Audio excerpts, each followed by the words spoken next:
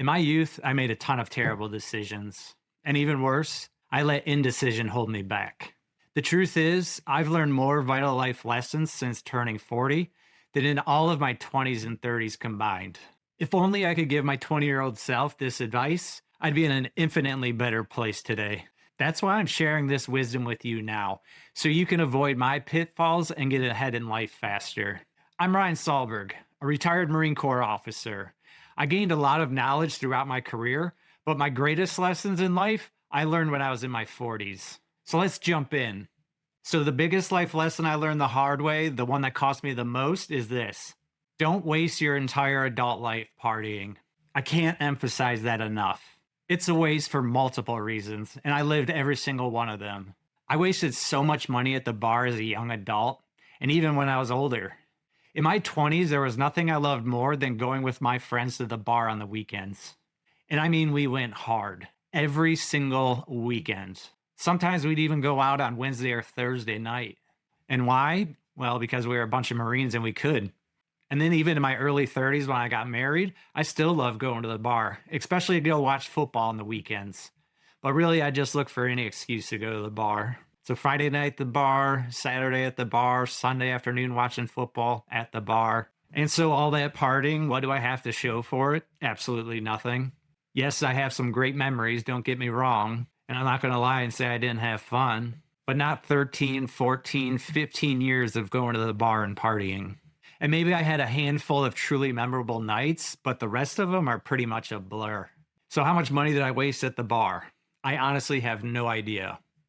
It's probably enough to be a massive sum of cash though, especially today. So think about it.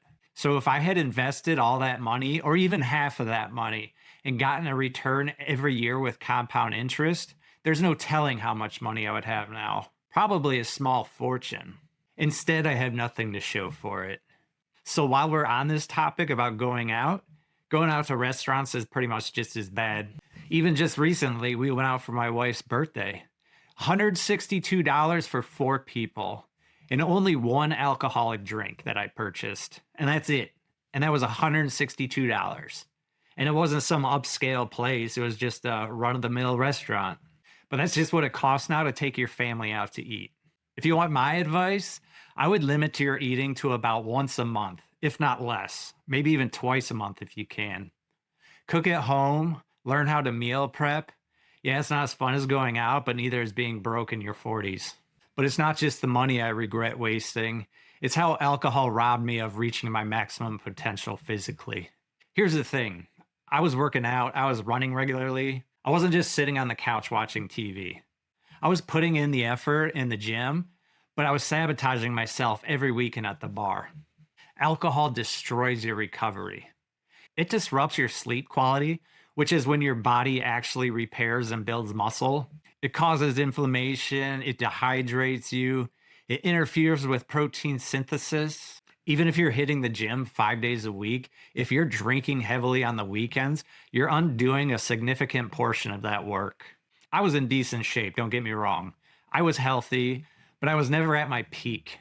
I never reached my maximum potential because I was constantly cycling between working out hard during the week and then partying on the weekends, and then destroying my progress on Friday and Saturday and Sunday. If I had just cut back on the alcohol, I could have been so much stronger, so much faster, so much better conditioned. And that was one of my goals. I was really into working out, lifting weights, bodybuilding. And then there's sleep. I wasn't getting enough sleep because I was up late drinking or just partying during the day. And alcohol disrupts your sleep quality. Sleep is when your body produces growth hormone. It's when your nervous system recovers. It's when your muscles repair themselves. Without proper sleep, you're never going to reach your potential, no matter how hard you train. So today, I would consider myself healthy for my age. I'm in better shape than most 46-year-olds. I could have been operating at a completely different level if I had just been smarter about my alcohol and my sleep in my 20s and 30s. That's what really haunts me. Again, not that I was out of shape, but I never reached my ceiling because I kept putting obstacles in my way. But here's what kills me the most: the opportunity cost. With all that time I spent partying, what could I have accomplished? I could have used that time and money to build something meaningful. I could have started a business. I could have learned new skills, whatever it is, coding, real estate, investing, marketing, anything. I could have been building wealth instead of destroying it. But instead, I was at the bar thinking I was living the dream. But I wasn't. I was wasting my life. So if I could do it all over, I would cut off my partying and drinking at about age 25. 25 is plenty of time to party. That's essentially 7 years of adult partying from 18 to 25. Even if you go to 26, that's 8 years. That is plenty of time. How much time do you need? And you're still young enough at 25 or 26 to build that business or to start that family, find meaningful hobbies, whatever it is. Don't make my mistake. Don't wake up at 46 looking back at 15 years of bar tabs and hangovers, wishing you had those years back. So another mistake I made was going into debt, trying to support an unsustainable lifestyle. I was trying to keep up with the Joneses and it nearly destroyed my financial future. You don't need that new phone every year. You don't need a sports car. You don't need any of that status symbol garbage. But I didn't know that when I was younger. When I came back from Afghanistan in 2010, I bought a brand new 2011 Ford Mustang GT. I loved that car. I absolutely loved it. But that was $15,000 I dropped on a down payment. What would that $15,000 be worth today if I'd put in an Amazon stock instead and leased a Honda Civic or something?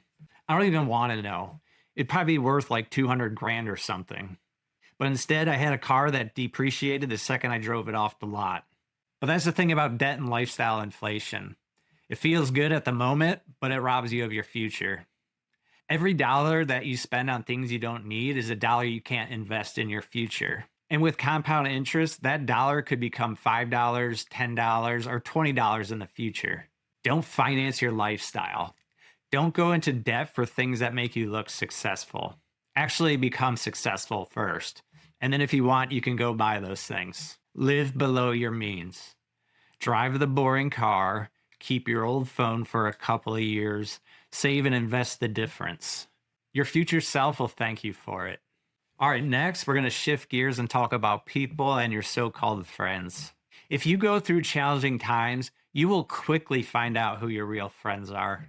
The moment things get tough, watch how fast people disappear. I've been through some rough patches in my life, times when I really needed support. And some of the people I considered my closest friends, they just kicked me to the curb. They weren't there when I needed them. But the moment things got better, guess who comes crawling back? If people abandon you when you're down, they aren't your real friends. And if they try to come back to you after the storm has passed, just cut them loose. You don't need those people in your life. They're toxic.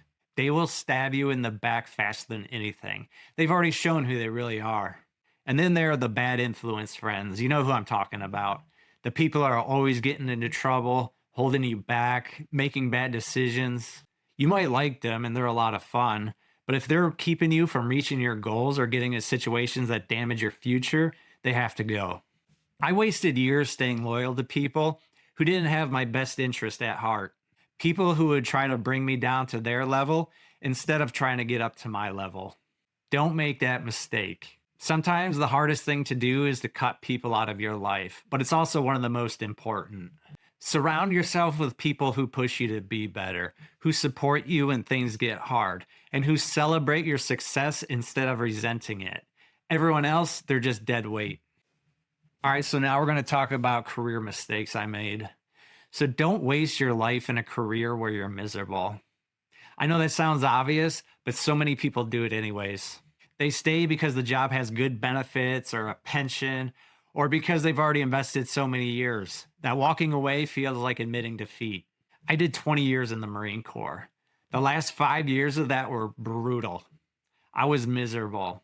I didn't want to be there anymore. But I didn't leave because I had a pension waiting for me at the other end. And of course, I got great medical benefits now. I stuck it out because that's what I thought I was supposed to do. Now, my situation is a bit extreme. I was working towards a military pension, which is significant. But if you're not working towards something like that, there is absolutely no reason to stay at a miserable job. Life is too short. Find something that makes you happy while you can still earn good money. And honestly, if you keep switching jobs, that's probably the fastest way to make more money. And while we're on the topic, let me just say this. You don't have to go to college just because it's the next step in life.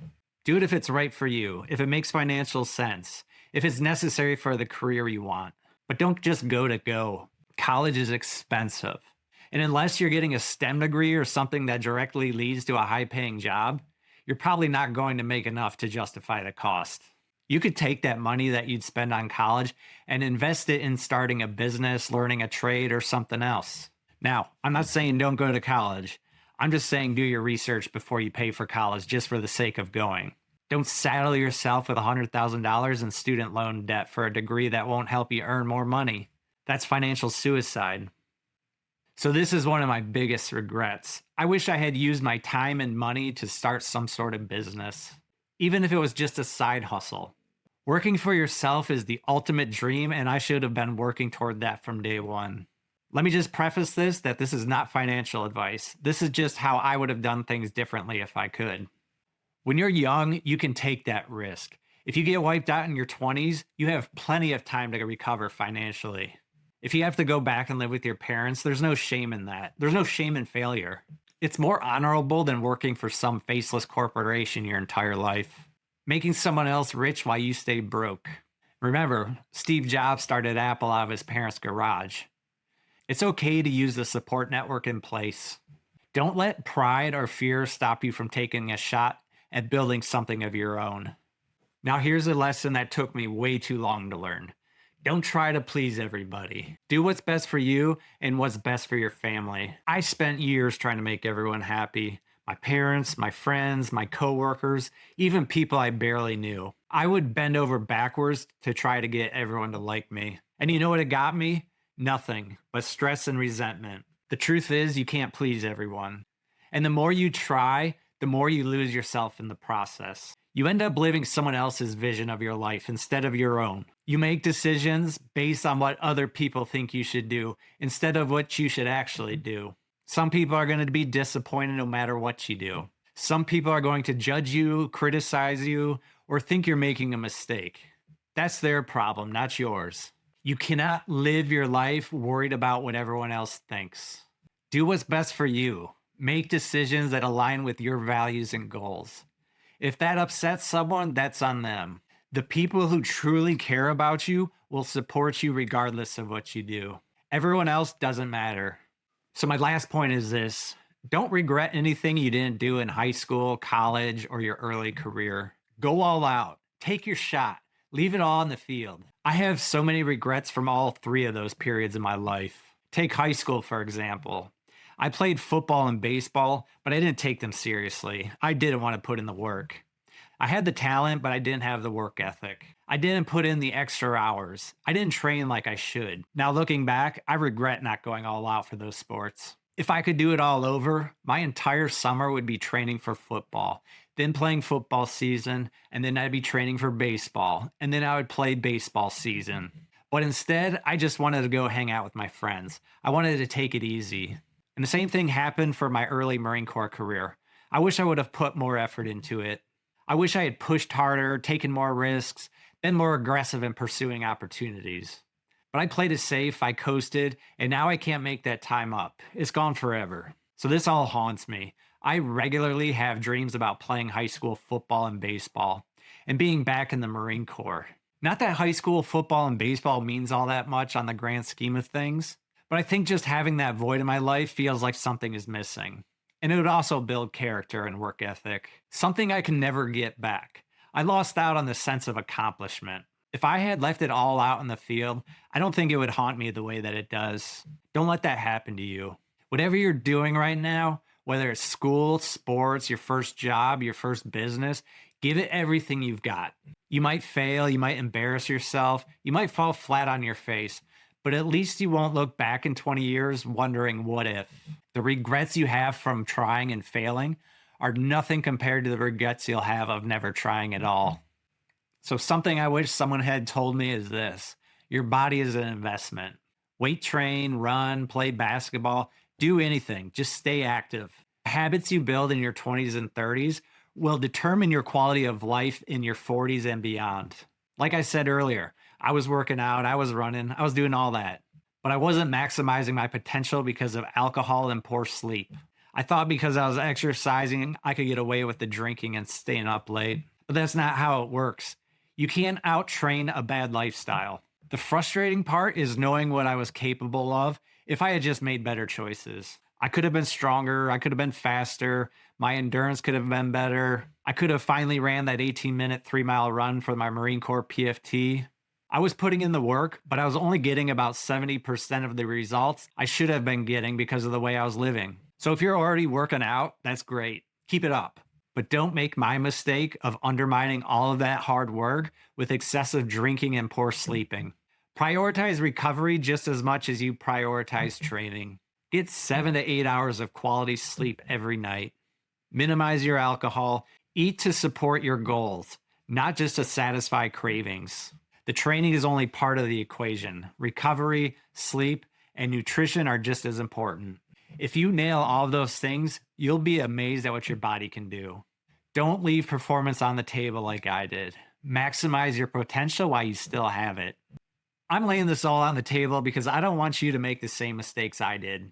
I wasted years of my life partying, spending money I didn't have, surrounding myself with bad influences, staying in situations that were not good for me, and not taking care of my body.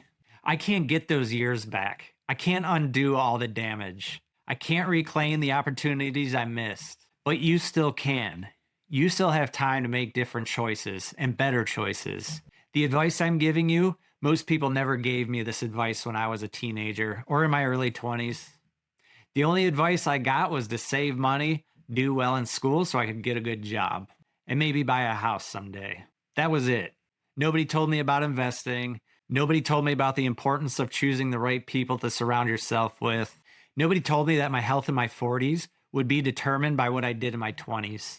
I had to figure this all out the hard way, through trial and error, through making mistakes, and living with the consequences. But you don't have to do that. You can learn from my failures. You can avoid the pitfalls that I fell into. So stop wasting your whole adult life partying. 25 is good enough, and if you really have to, 26. Cut off the drinking and the late nights while you're still young and have enough time to build something meaningful. Don't go into debt for things you don't need. Live below your means. Save and invest the difference. Cut toxic people out of your life. Surround yourself with people who lift you up, not drag you down. Don't stay in a job that makes you miserable. Life is too short for that. Find something that gives you purpose and pays your bills. Stop trying to please everyone. Do what's best for you and your family. Let everyone else worry about themselves. Go all out in everything you do. Don't hold back because you're afraid of failure or what people might think. The only thing worse than trying and failing is never trying at all. And finally, take care of your body. It's the only one you've got, and you can't buy a new one when this one breaks down.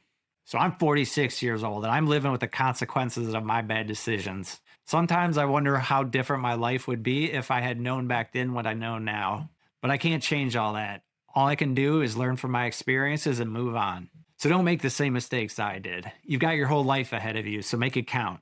So if this video helps you, please share with a friend and subscribe to the channel. I put out new content every week. Thanks for watching.